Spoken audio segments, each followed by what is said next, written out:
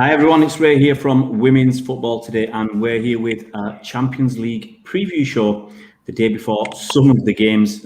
One of them has been postponed, and we'll tell you about that in a little while. So welcome to our first ever Champions League preview show. Now we're here to preview the four games, the four quarterfinals, whenever they're played, and discuss who we think might win the tournament this year. And the four games we have, I'll just bring them up on the screen so you can see, and the results from the first leg. Here we go. So we've got Wolfsurg versus Chelsea. First leg was a win for Chelsea by 2-1. We've got Man City versus Barcelona. Barcelona up 3-0 from the first leg. The Lyon versus Paris game has been postponed, with Lyon up 1-0 from the first leg. And on Thursday, we have Rosengard versus Bayern Munich, with Bayern Munich 3-0 up from that game. What I'm going to do, I'm going to go around the houses and ask the guests to wave to start with, to introduce themselves, and then I will ask each of the guests to introduce themselves, tell us a little bit about themselves, what they do on social media or for work, if you're working in broadcasting and the media. And so we'll go, just ask you to wave first. We'll start with Pia, who's the latest guest we've got. So Pia is there. Pia is a PSG fan. You want to wave to the guest so everybody knows who you are? We've got Stevie, who's a Man City fan. We've got Emma. Hi. We'll go through everybody and ask you to give the big hellos. We've got Big Willie, the Olympique Lyonnais fan. And he's got a shirt that was Willie has been showing us in the background a shirt. He's going to show us his authentic match-worn shirt from Olympique Lyonnais, ex-Olympique Lyonnais player. And we've got Rob, last but not least. We've got Rob, who's Chelsea. So I'm going to start with Pia and just ask you to introduce yourself and let everybody know what you do, Pia. I'm running a show on the radio in France. The name of the show is 100% PSG, and it's every day 1 hour from 6 to 7 p.m. And we talk about football, guys and girls, also handball, because we have a handball team, judo, because we also have some very famous judo fighters, like Teddy Riner, for instance, in PSG. Yes, we do. And also a little bit of gaming. All right, gaming, esports as well. Yes. Okay. Just a little bit, because I don't understand anything about gaming. But we are very proud to support the girls also from PSG, and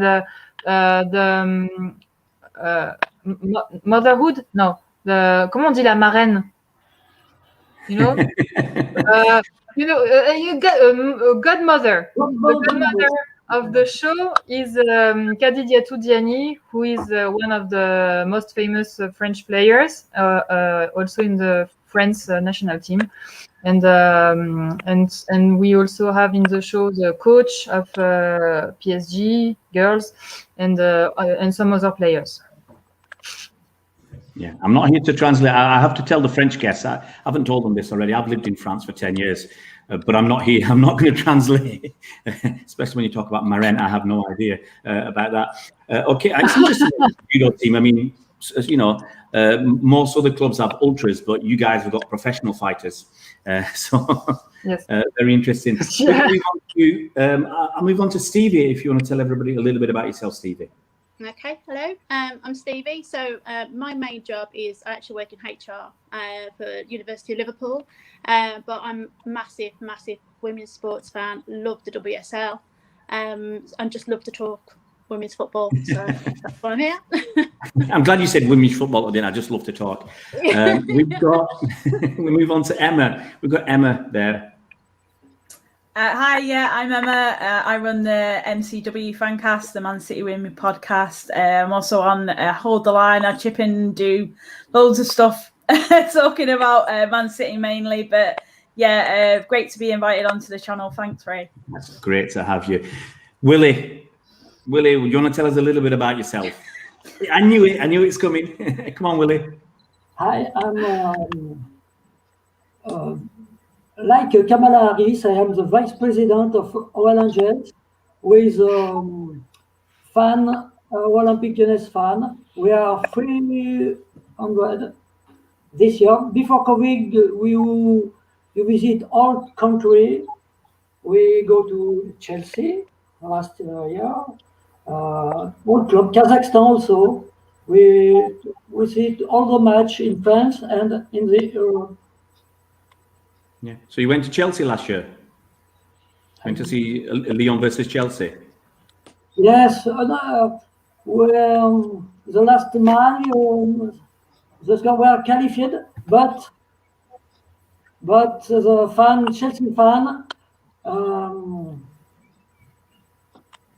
Come with us to make a great beer, cheese, and also fish and chips. Near Fish and chips. videos. I know. Super. Willie, what you need to do when you come to Manchester, you'll get proper fish and chips in Manchester. That's where you get proper fish and chips. I go to the bank. You know the restaurant, the bank, to Manchester?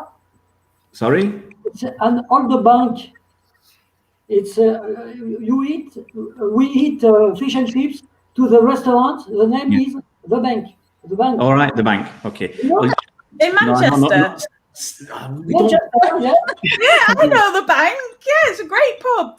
Good fish and chips. Yeah, great. Well, visit, yeah. I didn't know this was going to be. Well, French are known for their culinary gastronomy. Is that right? I didn't know we were going to verge onto there. But we're going to finally come on to Rob, who is a Chelsea fan. Hey, do you want to tell us everybody about yourself, Rob? Yeah, so I'm Rob. I am one of the head editors and one of the leads for the CFCW Social. We are, to our knowledge, the only Chelsea fan site specifically dedicated to the women's team, current champions of the WSL and going for champions of Europe. And yeah, we have a really great sort of record of content this year. We've sort of really ramped it up. There's so much quality stuff, and we're looking to just do more and more. So please come and give us a follow. We're looking to do more general WSL and sort of World WOSO stuff as well. Really educate people on the game as it's sort of growing. So please do get in touch if you want to be involved. Fantastic. And it looks like we've got a lot of people watching as well on YouTube. I think we've got 12 people. So it'd be nice if people do want to make comments, and if you want to subscribe, hit that like button. We'll never say no to that. But please, if you want to ask questions, pop them in the comments section. We can start with a French affair, very French affair. Olympique Lyon versus PSG. Now, briefly, the first leg, Lyon won by 1-0 with a very dubious, contentious, unfair. My Parisian friends are telling me a very unfair penalty.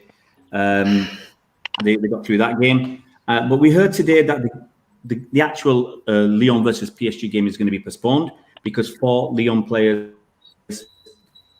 have tested positive COVID.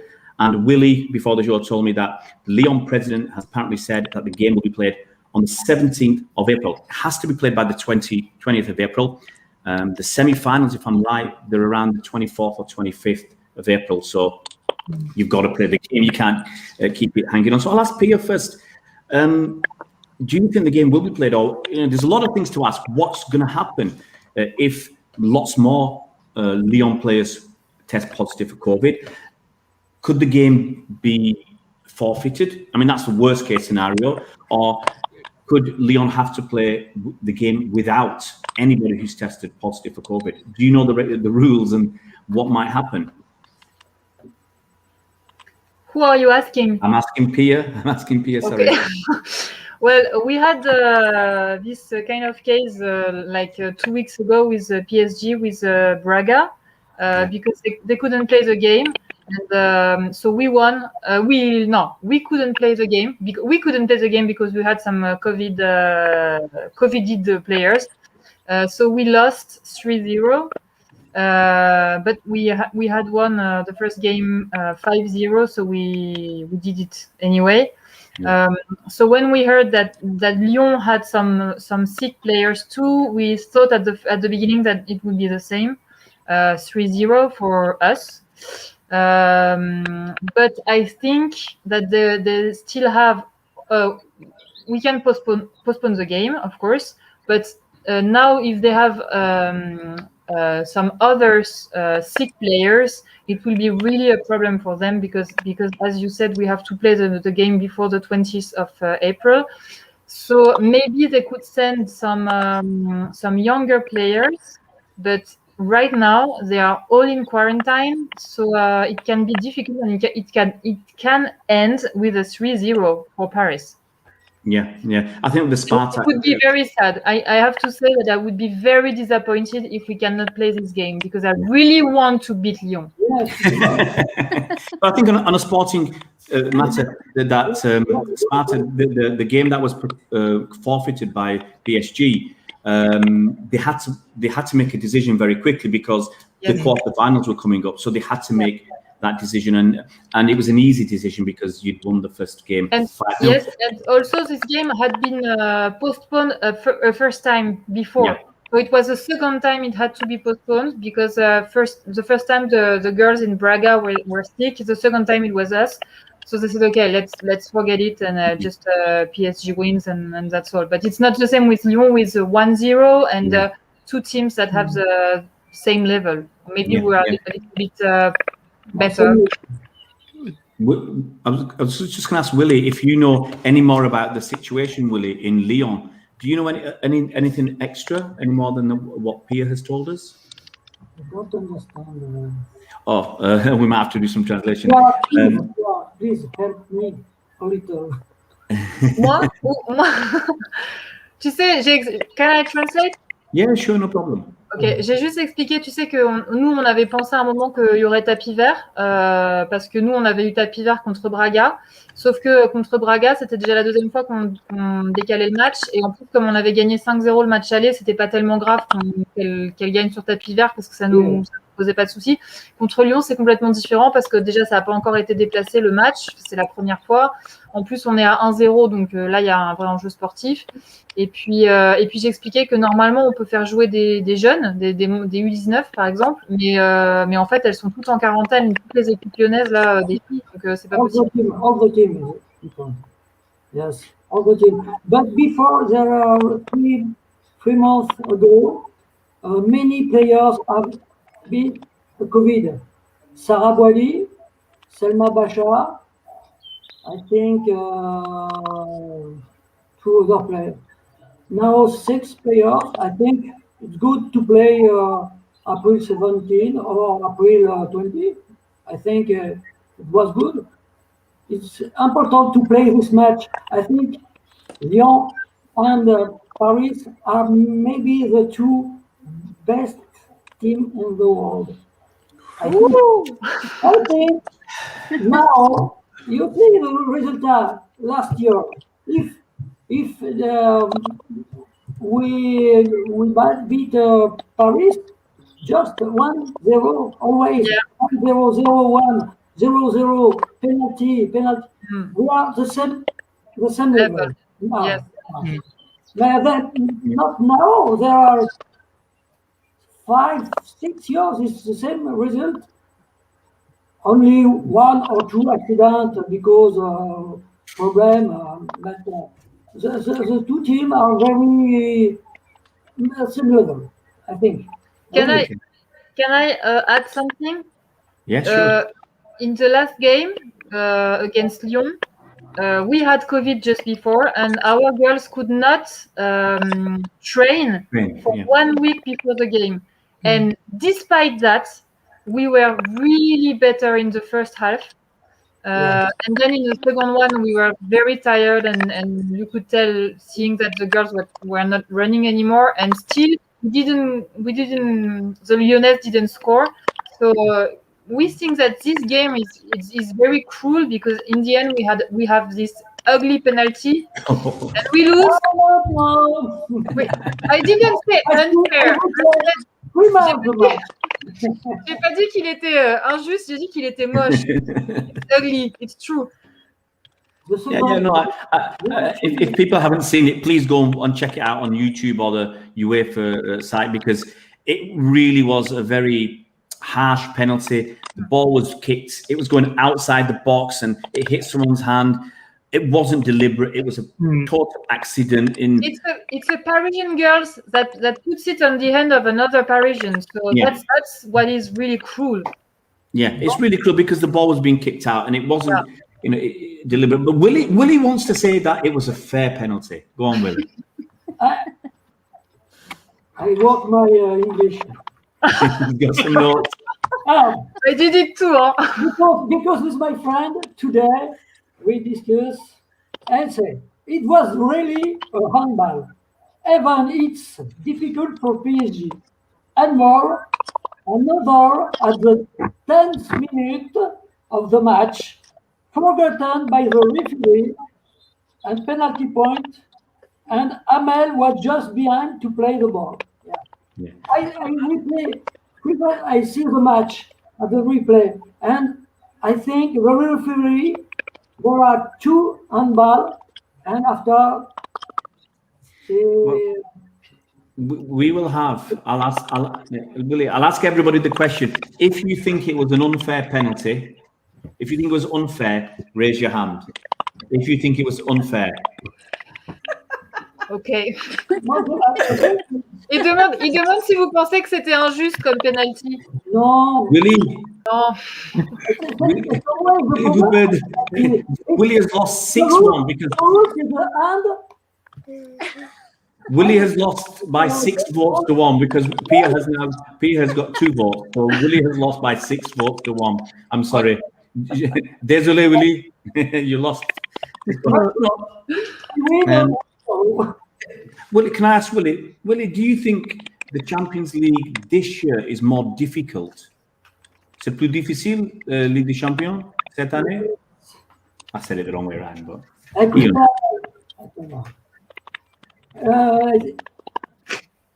Yes, this is more difficult. That bridge always injured. I prepare. We had 2 great players and 2 long time. Amandine and Eugénie injured too many times. Also, a year with COVID, no rest between last season and this one. A little more new and young player to do playing with the team. Macario and Okay, I'm moving on. I'll ask Pia about the game then, whenever it's played. And obviously, we have to guess a little bit. We don't know if Lyon will end up playing their academy or youth players under 19s, under 20s, or they will be able to play the main players. But do you think? Let's guess that Lyon can play their full team, first team. How are PSG going to beat Lyon in the side of France? I think what we have this year is what you need when you like magical football, because our team is very happy to play together. They are happy outside the field and on the field, and they have a very good attack, excellent attack with Katoto, Diani, and all the girls. And Baltimore, of course. And what makes us very happy in Paris is that they are not waiting for Lyon. They are playing football, they are attacking, and they are very good. We were looking at the game, the 0-1, with an ex PSG player, a girl, and we were saying, wow, that's beautiful to see. And I was thinking of all these guys that say, "Oh, women football, it's boring, it's not speed enough, and so on." And I was like, "Look at our PSG this year when they play against Lyon. It's beautiful to see. It's fast, and it's full of envy, not envy, of happiness anyway." Yeah. So I think this is what we have this year. We are writing history, and we can feel it. And I can tell that when I speak with the coach, I can feel that there is something special. I'm sorry. It's okay. There is something special this year, and maybe this is what can help us to win finally against Lyon. Okay. Willie, I'll ask you then the similar question. Do you think Lyon will win the tie against PSG? Do you think Lyon will get through to the next round? I don't. Wendy Renard. Yeah. Willie, I'll try my best French. Est-ce que Lyon gagne le... Wendy Renard is asymptomatic. It's good. It's not very, very here. Wendy Renard? Yes, ça va. If you don't have Wendy Renard, you don't win, I can tell. I think if you don't have Paredes, you lose. Who? Paredes. If you don't have Paredes, I think Oui. Paredes and Katoto and Endler, three players. But we have them. I prefer Wendy Renard, but Ada is injured. It's a big problem. Yeah. I know very well Katoto. Because I speak often with all the coach. I know very well Patrick Claire from Paris, and the best, Gérard Prêcher. I think he's the best coach in the world. And who is enforced to Clairefontaine? Gérard Prêcher has made Katoto a good footballer. Katoto, Diallo, Moroni. Also, Moroni is a good player. The final... sorry, Gary. Really, we have two great teams. And Yeah. it's lucky for the France because it's bored. The championnat is bored. And we wait too much. All and paid. Okay.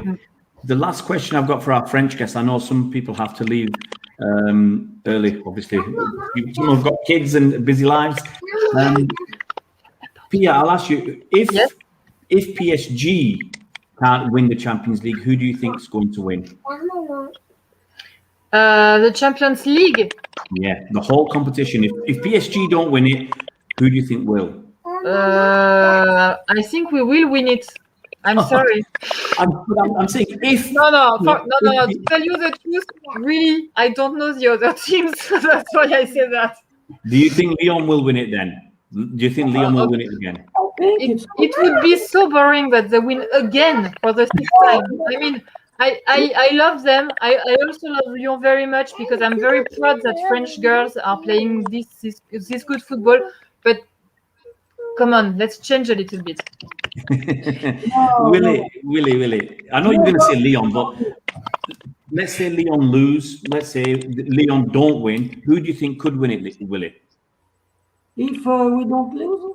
If Lyon don't win the Champions League... Si Lyon ne gagne pas, qui peut gagner?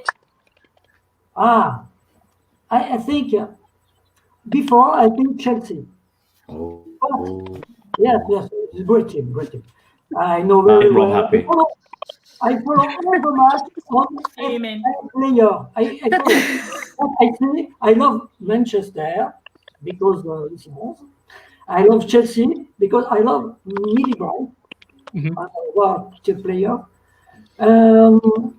But after the match, I think Manchester City has a problem. Okay. Chelsea may be a problem because Wolfsurg has big experience like Lyon. The experience is important for this match. And I think Lyon has a big experience, very big experience. And Wolfsurg. But the best play at the last match is Barcelona. Barcelona play very well. It's rare. I'm going to say, sorry guys, I'm going to say big thank you to our French friends for taking part tonight, to Pia and to Willie. Willie, do you want to show your shirt for the last time? Do you want to show your shirt?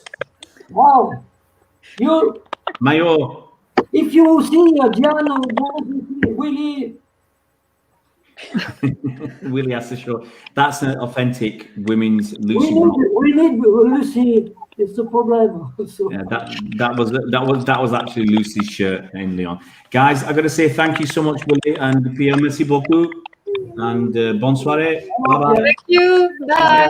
Next time. So we will say goodbye to Pia and Willie. They are now gone. We're going to move on to, it's going to be the briefest of previews on Bayern Munich and Rosengard. Bayern Munich won 3-0, and since we haven't got anybody from those two clubs, we're just going to suggest that Bayern Munich probably will get through this tie, winning 3-0. And we move on. 3-0 tie. You never know what's going to happen, do you? You never know. Some people said if we're not going to talk about Bayern Munich and the Rosengard game, why are we talking about Barcelona Man City? But we will. We will talk about Barcelona Man City because we'd like to think City have got a bit more chance than Rosengard are getting through. But we'll move on to Chelsea. I think we'll talk about Chelsea because obviously they had a very good performance in Wolfsburg. Against Wolfsburg, sorry. Well, it's hard to tell whether these are away or home because they're both in the same place. But they played away at Wolfsburg in Hungary. Okay. We were at home to Wolfsburg last week in Hungary. Yeah, you're away now. It's just I know the feeling. Yeah, you were here before. No, just forget it. I'm lost with this. But away goals do count, so it's an issue. I'll ask you, Rob, how good were Chelsea, or how lucky were Chelsea to get that result against Wolfsburg? I always think of anything that luck in football, you make your own luck, and at the end of the day, a team can be. People say about teams being lucky. People say, for example, Chelsea men were lucky to win it in 2012. They weren't lucky. There was, real tactical nous, defensive nous, and ability came in that made them lucky. Now, in last week's case, I will say, I think in the first half, it was a case of Chelsea playing against their own history.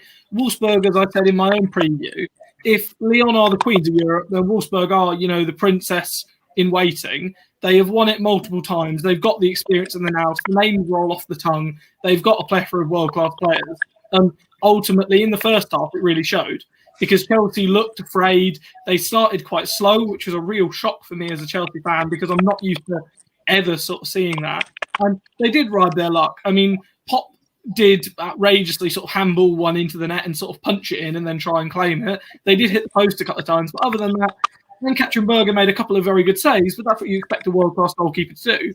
And at the other end, Chelsea didn't really start to penetrate. And then after half-time, it was a completely different match because Chelsea sort of moved up the pitch 10 yards and started believing and remembered quite how good they were. And let's not forget that despite, this all-conquering Wolfsburg side that a lot of people were tipping as favourites beforehand, they were 2-0 down at one point. And the first goal was caused due to a very good sort of piece of interplay between arguably the two hottest attacking players in the WSL at the moment, Frank Kirby and Sam Kerr.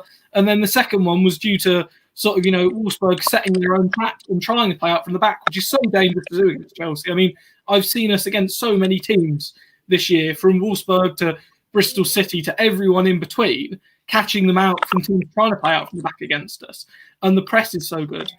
Can't complain about the penalty given against Magda Eriksson, just a rush of blood from the captain, and Dominic Janssen stepped up and put it away well. Again, they did create chances, but again, you want your goalkeeper to be in position, and the reason they earn their corner is by making the top saves. And I think by the end of it, it was the mentality aspect. You could see from the Chelsea players at the end of the first leg just what it meant. And although it was only half of the tie, it was the mental side of things, because there are players in that dressing room before that have played Wolfsburg and been completely outclassed. And I've always maintained this, and I'd still maintain this, that if you play a better team than you and you get outclassed and you've put your best effort in, then that's fine. You're just beaten by a better team. In the past, that's happened. But I think there's also been occasions in the past where Chelsea haven't shown themselves to the best of their ability. And I think this was the perfect storm of all of it coming together. Yeah, that penalty, how much do you think that affects the tie? That because obviously 2-0 is so much different than 2-1. I mean, I always think 2-0 is a dangerous scoreline anyway. It's near 2-0 to 2-1 is not that different. At the end of the day, away goals are going to be the same for both sides. If Chelsea score once tomorrow, then Wolfsburg need to get 2. And if Wolfsburg get 1 tomorrow, then Chelsea still need to get 1. I don't think Chelsea will want to go into them. And if they draw 0-0, then Chelsea will know they're through. So they know the onus is on Wolfsburg initially. I don't think Chelsea will sit back and just try and sort of defend it. I think they will look to try and play on the counter. because with the pace that they can get in behind, especially with Kerr, Kirby, and with Harder playing in that hole, and this is one of the big bonuses for Chelsea, is Lena Oberdorf being missing, because Lena Oberdorf did a very, very good job, especially in the first half last week, shackling Pernilla Harder. And freeing up Pernilla Harder was one of the big benefits for Chelsea in the second half, because you started to see just how good she is, not only as a goal scorer, but as a creative force and as a player playing in between sort of the lines. And without Lena Oberdorf in there, it's going to be fascinating to see who Wolfsburg deploy in that role to just stop Pernilla Harder. Yeah. Do you see Chelsea getting through this tie then? I don't see why as a Chelsea fan I shouldn't, because we've got, a world-class side. We've got the lead from the first leg. We've overcome the mentality. We've got sort of, two of the hottest attacking players in sort of WSL, as I've said. The person who I think is probably the best manager in the world. And I will happily sort of, if anyone wants to know, I'll happily tell you at length why I think Emma Hayes has earned that accolade. I think there is the tactical nous this year, where last week's game was an example of Chelsea being able to see out a match, a top match. And beforehand, we haven't really ever had to see it. The only time in WSL we really have to see that is when they face Manchester City and have a slender lead. Against all the other sides, they can afford to go gung-ho because they know even if someone scores, they're going to get 2, 3, 4 against them on most occasions. Yeah. And this was the first chance, really, for me, as a Chelsea, and the Atletico ties as well, actually, the first leg of that, how they managed that with 10 men and scored, twice on the break. This is the real difference for me this year is the ability to see out a game and to be that more pragmatic, be that bit more dogmatic. There's so many players in the squad that can come on and make a difference. And that's sort of what I think really sets Chelsea apart this year from previous years in the tournament. Okay, we'll move on to Man City now. We've got two people waiting patiently to talk about Man City, and we'll come back to Rob when we look at the possibility of City getting through and when we look at who might win this overall competition. So I'm going to move on to Emma. Let's bring Emma in. Nice big picture. Hey, Emma. Right. How down were you watching that first leg and watching that result? How, I wouldn't say depressing, but how difficult was it to watch that game? I was pained, Ray. I tell you. It wasn't exactly what I expected from that game, from the team in terms of performance. Like I said, quite disappointing, really. The creativity was there, but the application and the finish wasn't. And we've now got to obviously take that into tomorrow when we've got a big task ahead of ourselves. But from obviously Gareth Taylor speaking today in his pre-match comments and his post-match comments too as well, I suppose it seems very positive, to be honest, and I genuinely actually believe that they can turn this round at the Academy Stadium. Obviously playing at home, as you know, it's a fortress for us, and we've got a good record there, and we need to draw on all the positives from the last few months especially and carry them into this game, because it is going to be one of the biggest games this season for the club. Yeah, absolutely. I'll bring Stevie in. I'll ask Stevie a question as well to get that started. But as Emma said, City had a lot of chances. They did have a lot of chances to score. A penalty miss as well. Yeah. But do you the clinical finishing wasn't there? And do you also feel, as I do, that some players really, some top players didn't step up to the plate? Yeah, I think it wasn't a classic City performance. It's not what we used to with City either, because normally they are, especially this season, they've been so much more clinical, and we've just sort of been the stronger side. I mean, I know it's Champions League, but we've always been the stronger side with a lot of the teams we played. And I think, I think it was a case. I mean, obviously we miss our captain, obviously Steph. We do miss her. I think. Ellie Roebuck had an amazing match. I think if it wasn't for Ellie, I think we could have been about 6-0 down by half time. But I think we have got, although some of the players, Lauren Hemp had a brilliant game, I thought. I think she did sort of go with the Barca defence a little bit and did scare the Barca defence a little bit. So I think, we've got the players, and we've got players that are used to big occasions. So there's nothing to stop us tomorrow. I'm confident we can come back tomorrow. There were two things in that game that I think really swung it around. Was the penalty miss and that late third goal. Now, penalty miss, I thought personally wasn't a great penalty. I like to see the penalties going in the corner, and then I think you got a very good chance of scoring. And that late third goal, I mean, someone said to me, it was Peter Thornton, said it was poor game management. We should have walked away with a 2-0 and licked our wounds and come back in Manchester. How much more, obviously, it makes it much more difficult to win the tie 3-0 down. If Barcelona score 1 goal in Manchester, City need 5. So, I mean, how much of a massive difference, I prejudged it there, how much of a massive difference do you think those two incidents are going to cost City?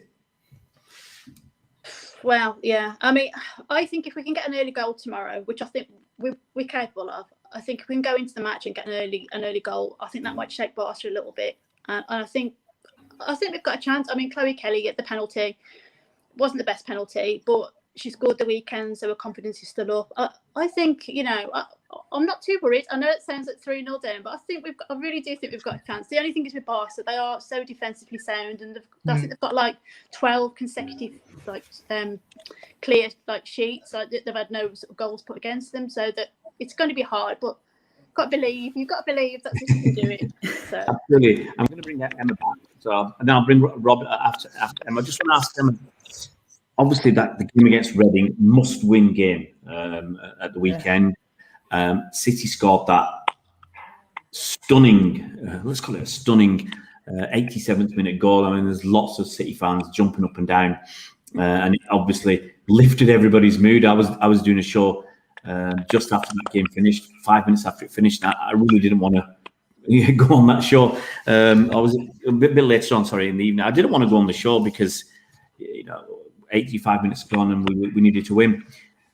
So how much confidence and how high are the players going to be? Because you could see the joy and the relief as well, and the ecstasy of scoring that late goal. How much of that do you think they can carry into this Barca game? Massive. I mean, there's a few times we've done that this season. Found the goal late on that we need to get the points to get something out of the game. So, I think under pressure, we've been quite well. We've shown that sense of urgency. We did it against Everton, we've done it against Arsenal, and we did it again against Reading. So, I'm really confident. I think, like I say, it's really important for City to come out tomorrow and get, because that'll just, give them that little bit of confidence. We can settle into the game and we can play our game, which I think is really important. I think we've got to be first, we've got to be tidy. Which is, we were a bit sloppy. We were a bit sloppy against Reading, so we've got to tidy it up a little bit and carry that in, because everything needs to come together in this game against Barcelona. The club has got huge ambitions to compete in this tournament and to do well in it as well, and the fans are wanting it too. It's something, we've had a disappointing couple of runs, in the last couple of seasons and not really progressed. This is our opportunity with the players that we've got within this squad now to go on and succeed in Europe. Yeah. Another question, Emma. Obviously, Demi Stokes is out injured. I think Gareth Taylor said that today. Obviously, Steph's not available. How big a loss do you think those two players are? Huge loss. Our back line has been so cohesive this season. Great to have Demi back in the squad, and just managing that injury, unfortunately, again. But I don't think she's going to be out for very long. It seems that she's going to be, she's a part of the England squad as well. So that's reassuring that, whatever it was, I think it was a groin. It's not too serious. Obviously, with Steph, different story. She's out for a bit longer and obviously won't be in that England squad. But I think they are big losses to the side, especially Steph, where you need that real vocal leader, that Steph is, that experience that you get from Steph. She plays every game. She's rarely not involved with the team. I'm glad that, again, we're at home because she does still play a part. She is still a part of the dressing room and sort of from the sidelines as well, like we saw against Reading, which is great to see. So, yeah, I important part, even though she's not playing on the pitch. But there are, what we've seen this season is that rotation, utilizing the squad, and we've seen players. I've been really impressed with Abby Kemper. I've been really impressed with Alex Greenwood coming into the squad. So yeah, I'm fairly confident that we can do well tomorrow and still be solid at the back even without those players. Yeah, I'll ask Rob a question. You're sitting there patiently. Rob, were you disappointed with City? Look, City have made this huge investment, bringing in 3 American World Cup winners, bringing 2 Champions League winners in Lucy Bronze and Alex Greenwood. For that showing, I mean, you watched the game, and were you disappointed with City's performance? It's difficult. Firstly, because I don't think enough people have said, I'm going to give Barcelona some real credit here. I thought Caroline Graham-Hansen completely ran the match. I thought by far she was the outstanding player on there. She had the midfield just totally under her sort of spell. And again, I was sort of in the chat and I sort of joked, it took 8 minutes for her just to sort of take control of the match completely. And I don't think the important thing tomorrow for City is to get a grip on her early, because if you start letting her just dictate the tempo, then it's going to end up messy. From a sort of more bigger point of view, and I think this is the interesting comparison I can make to Chelsea, is that when Chelsea first went in the tournament, you had some interesting performances where you beat some of the lesser sides quite comfortably, and it almost lulls you into a bit of a false sense of security. And then you come up against someone that is really, really well drilled and knows the European game really well. And in our case, it was always Wolfsburg. Again, there's a bit of a joke that, we win the Champions League the year we don't encounter Wolfsburg, or the year Wolfsburg get knocked out. And there's that complex. And I think, to be honest, the fact that you were knocked out twice by Atletico Madrid, I think there's a bit of a complex around the teams that are quite streetwise, because that was what also impressed me about Barcelona.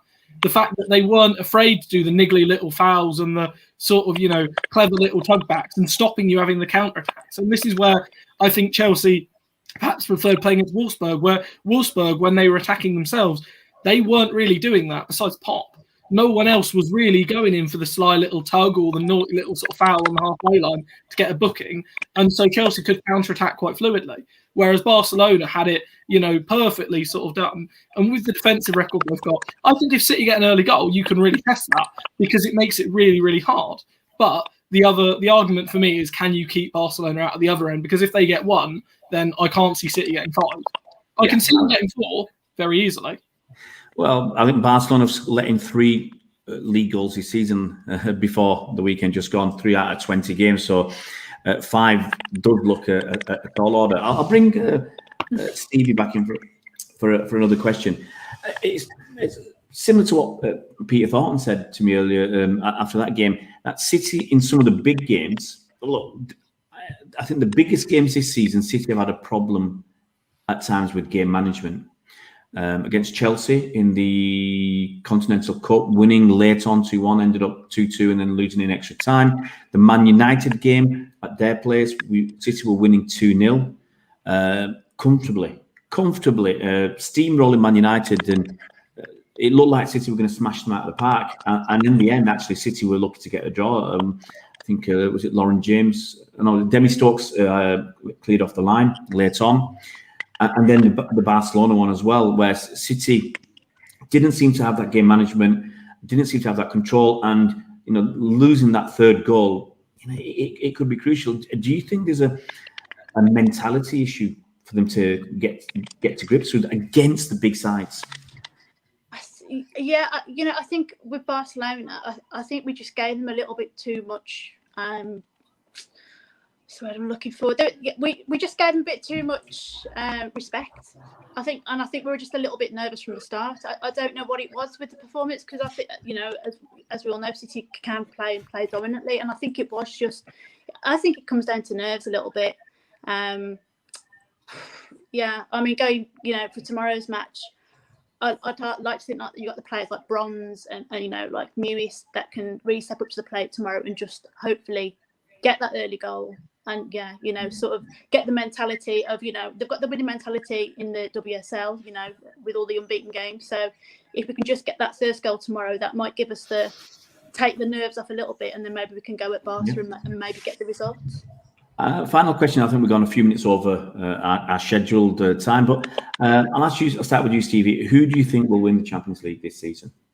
Well, obviously, I'd love it to be City. Let's just say it's not City. By some chance, it's not City. Who do you want to win it? Right. Well, you know what? Been a big fan of the WSL, Chelsea. I mean, Yeah. At least they're playing blue. They're playing blue. Yeah, well, I've got my blue on, so yeah. I mean, it's City blue, obviously, but yeah, if City can't do it, I'd like, let's get the Chelsea to do it, so for the WSL. So yeah. But you think it's only fair if Chelsea win the Champions League that they buy down and don't win the Women's Super League? Is that fair? That's the deal. Yeah, That's the deal. Yeah. All right. We'll have the WSL, they can have the Champions League. Okay, we'll bring Emma back in. Emma, who's going to win it? Who's going to win the Champions League? I'm not having that. I'm sorry.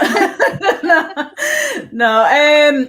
I honestly believe that City have got the quality to go all the way in this tournament. I think that's like I said, a huge ambition of the club. The players, the club, everyone seems up for it. To me.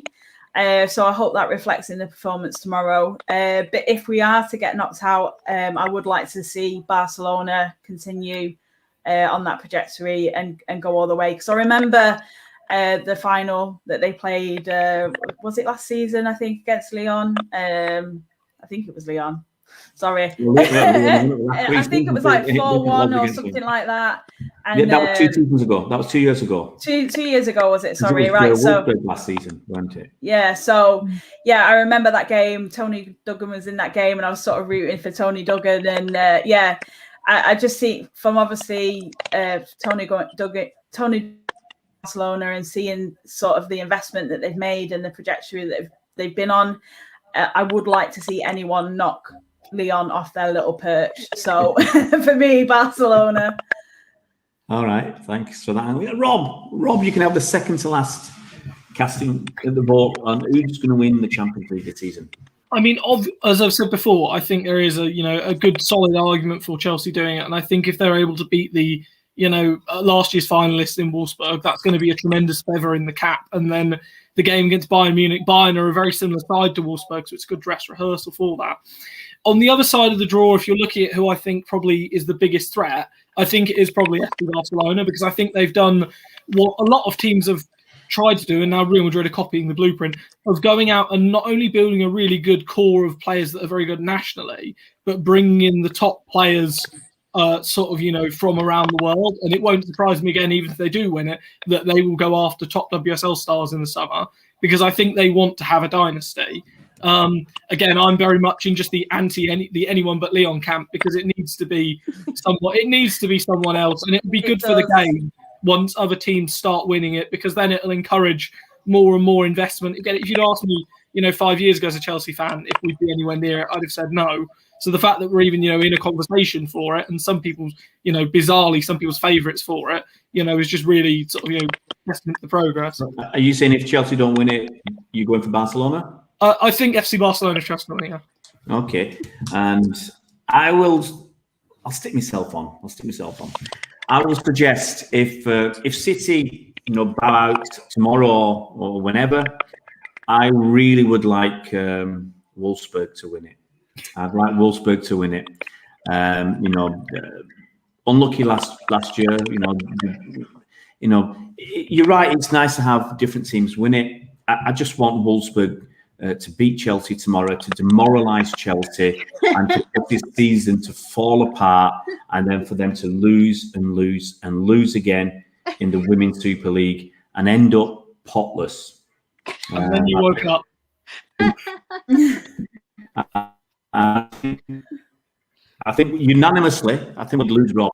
That's why I made sure there was only one Chelsea fan. I had other offers of people to come on, but one Chelsea fan is enough. And I hope you lose, and your season peters out. Guys, I've got to say massive thanks. Sorry for that, Rob. I'm not going to give you a chance to come back. I'm afraid that's the end of the show. I will put us all on equally. Let's see if I can get us all on equally. But I've got to say, guys, thanks so much for coming on. First one we've done. There'll be lots of firsts. I think everything we do is the first thing now these days.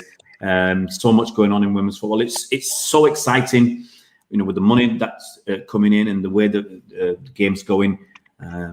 Hopefully, but each of our clubs, both our clubs, will be there next season with Let's Go Arsenal as well. Just a quick dig at Man United. Got to do that. You can't spend 50 minutes talking without having a dig at Man United. And hopefully next season we'll be there in the Champions League again, all fighting the quarter-final stage or something like that. And maybe this season or next season an English club wins it. guys, I say massive thanks for coming on tonight. I know we ran a little bit over. I think we had a bit too much fun with the French, our French friends. But hopefully we'll be coming on. Oh, Jean-Claude says Wolfsburg, Muna says come on Chelsea, and Duke says come on City. So the fans are spreading the love to all different clubs. And thanks to everybody who's come on tonight. And we were up to about 16 or 18 people. So at one point, that was fantastic. And next time, hopefully, we'll get a few more comments and a few more questions. But Emma, Rob, and Stevie, thank you ever so much for coming on tonight. Thank you. Thank you. And we'll see everybody soon on the channel. I think we might have a special show on Thursday, but I've got to find some guests for that. So I'll let you know tomorrow if I find some guests for the special on Thursday. And we're back at the weekend with our Women's Super League review on Sunday after the games, and our Talk Back show, which will be after that. So thanks ever so much for everybody joining us today, and we'll see you soon.